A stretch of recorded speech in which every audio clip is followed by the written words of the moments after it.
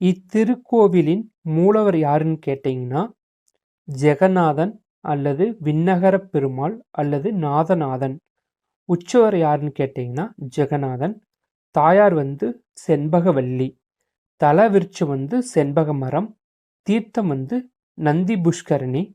புராண பெயர் நந்திபுர விண்ணகரம். இந்த திருக்கோயிலானது 108 திவ்ய தேசங்களில் ஒன்று, அதாவது 21வது திவ்ய தேசமாக இத்திருக்கோயிலானது விளங்குகிறது. சரி, இந்த கோவிலோட தல வரலாறு என்னன்னு பார்ப்போம் வாங்க. பார்க்கடலில் மகாலட்சுமி எப்போதும் திருமாலின் பாதத்தின் அருகே இருந்து சேவை செய்து வந்தார். இது எல்லாம் உங்களுக்கு தெரிஞ்சதான். ஆனா அவருக்கு திடீரென திருமாலின் திருமார்பில் இடம் பிடிக்க ஒரு ஆசை வந்தது மகாலட்சுமிக்கு.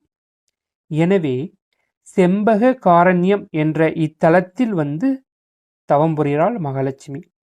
திருமாலின் பிரிவை தாங்காத திருமால் ஐப்பசி மாதம் வளர்பிறை வெள்ளிக்கிழமையில் திருமகளை தன் திருமார்பில் ஏற்றுக்கொண்டார் இந்த தலத்துல.